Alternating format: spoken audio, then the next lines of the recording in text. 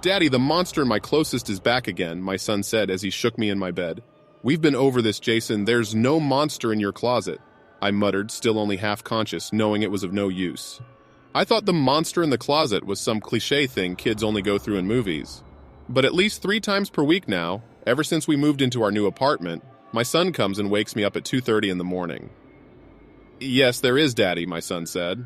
I could tell by the sound of his voice he was holding back tears. "He keeps looking at me and grinning." Grinning, I thought to myself. That's a new one. I rolled over and made space for my son in my and my wife's bed. There was no point in arguing. I've tried proving to my son that there's no monster in his closet, but nothing seems to work. No matter how many times I search it, he always comes back and says it's still there. If I wanted any chance of sleeping, I would just have to deal with him kneeing me in the ribs for the rest of the night. The next morning, I planned to talk to my son about this. I couldn't carry on like this. I worked long hours and needed sleep. Sleep I wasn't getting with my son kicking me in the kidneys all night. "Jason, we need to talk about this monster," I said, taking a seat at the breakfast table. Cereal again, I thought to myself. My wife must have woken up too. She only served cereal when she was exhausted from not sleeping herself. "He's real, Daddy, I promise," my son said with utmost sincerity. "I know you believe he's real, but I've checked your closet a dozen times." "No monster," I said. "Your father's right, honey," my wife chimed in. "You're just frightened because this place is still new." I looked at my son and nodded in agreement with my wife. "I'm not lying," my son yelled. "Why would I lie about this?" I could see tears swelling in his eyes. Whenever talk of his monster would come up, he would get emotional. I sighed. "Nobody is accusing you of lying, Jason," I said. "But there is no monster. You only started seeing it when we moved in here. It's a new place. That means new sounds, new smells, and sometimes you might think you see things that aren't real. It's just a shadow or something you aren't used to seeing at night." "Do shadows smile? Or do they laugh?" My son responded, sounding sure of himself. "Smile and laugh?" my wife asked. The tone in her voice was different. Either she thought what my son said was funny, or she was a little scared herself. Maybe both. "He said last night it was grinning, but this is the first I'm hearing of laughing," I replied. "He was just staring at me and grinning," Jason said. "But then he started quietly laughing like this," he said, as began making soft cackling noises. "That's when I woke you up." I exhaled. This routine had become exhausting, but my son wasn't lying. Whatever it was, he really thought it was a monster, and it really was troubling him. "Do you want me to check your closet again?" I asked, knowing it would do no good. "No, he's really good at hiding," my son responded. "How do you know it's a he?" my wife asked. "Because he looks like a man," my son replied. For the first time since this ordeal started, I was a little spooked. What if there was some man hiding in our house and watching our son? No, I thought, that's ridiculous. There's nowhere anyone could hide in our house. I'd been everywhere in it, including the attic. "How about this?" I said. "After work, I'll put a camera in your room, right above your bed and looking at the closet. I'll also put one in the closet. If there's anything in there, we'll catch in on camera." My son looked excited at the idea. He had been trying to prove for some time now that this monster of his was real, but he could never find any real evidence. I guess to him, this would finally prove to his parents that he wasn't just seeing things. To hug me. "What if you actually catch something?" my wife said with a chuckle as our son left for his bus. I could tell by her tone she was only half joking. "What? A tree branch casting a shadow on the closet door," I said reassuringly. My wife grinned as she gathered her bag and prepared herself for work. I installed the cameras later that night after dinner. One above my son's bed facing the closet, and one in the closet itself. They seemed to do the trick. Several weeks went by with my son not seeing the monster once. My wife said the cameras must have made him feel safer and calmed his imagination. I agreed and was grateful the situation was over, and I could finally sleep peacefully. It looks like my luck is over, I thought to myself as I felt my son tug on my blankets.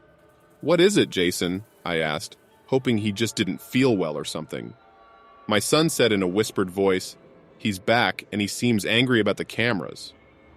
I was going to roll over and allow for my son to sleep in our room tonight, but I didn't want to lose all the progress we had made. I sat up and slid into my slippers. My wife groaned. She was a heavy sleeper, but it appeared Jason had woken her up as well. "Let's go check the cameras," I said, hoping I could assure my son nothing was in his room and he could return to bed. The cameras were connected to my phone through the internet. I stood in the hallway with him and opened the app for the camera. It showed a clear image of his room undisturbed. "He must have left," my son said. "Can you rewind it?" I was about to ask my son at what time he saw the monster, but I already knew. I rewound the camera to 2:25, 5 minutes before the monster would appear. Together, we stood in the hallway watching the footage. The minutes ticked by and nothing happened in the video. I was just about to turn it off and usher my son back to bed when the footage at 16 seconds past 2:30 completely cut out. It didn't come back on until after my son had left his room. "See?" my son yelled. "He cut off the camera. I told you he was real." I stood stunned. What are the odds of the cameras glitching out at that exact moment? For a moment, I almost believed my son's story. I shook my head. What am I thinking? Of course there's no monster. The cameras just glitched. Still, I knew after that, there was no way I was getting my son to go back to his room. "We'll talk about this tomorrow," I said. "So are you going to tell me about the cameras?" my wife said with her arms crossed. Jason had just left for school, and I had been debating if I should tell my wife about the previous night. It was nothing, and I didn't want to scare her. "There's nothing wrong with them," I replied. "It was just some glitch, or maybe the internet went out." "At the exact time our son said he saw the monster?" my wife asked. "Doesn't that sound a little convenient?" I shrugged. Coincidences happened. Besides, was it more likely that the cameras had some kind of error, or that a monster was living in our son's closet? "I'll check on them later and see what happened," I said. My wife didn't seem too pleased with that answer, but it's all I could do at the time. I had to leave for work. When I checked the cameras later that night, I was happy to find that everything was fine. They were in the same place and were working fine with no signs of damage. I let out a sigh of relief. I told myself it was because I was glad I wouldn't have to explain any damages to my son. But I knew that what had happened the night before freaked me out a little too. I told my son, and my wife, that there was nothing wrong with the cameras and that what happened the previous night was just a coincidence. Neither of them seemed entirely convinced, but they accepted my answer. What I didn't tell them was that I had checked the camera footage and found that every night between 2:30 and 2:32, the camera footage would go blank for 5 minutes. I planned to contact our internet provider and see if they were doing some kind of maintenance or something at that time, and I had no intentions of scaring my family more until I had ruled out the other possibilities. For now, I was grateful that the issue seemed to be resolved again. That is, until I felt the same familiar tugging on my bed that night. "Again?" I asked, rolling over. I wasn't even going to bother checking the cameras again. Based on what I had seen, I knew the cameras went out and there was no point in scaring my family further. "She's back," my son said.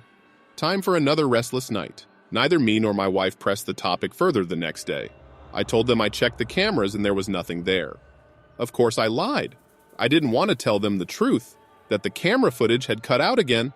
My wife just assumed our son was falling back into his habit, and my son was happy when I told him there was nothing in the footage. That is, until later that night at dinner when he decided to bring the topic back up. "She looked different last night," my son said, stuffing his mouth with mashed potatoes. "She?" my wife retorted. "I thought you said the monster was a man." "That's what I thought," Jason responded. She used to look like a man, but now..." Jason trailed off, looking at his plate. "I know what it is," he yelled excitedly. There was a tinge of relief in his voice. "It was you, Mommy. The monster looked just like you." "Me?" my wife said. I could tell she was getting frightened. "Honey, I was never in your room last night. Why would I do that? And why did you say before it looked like a man?"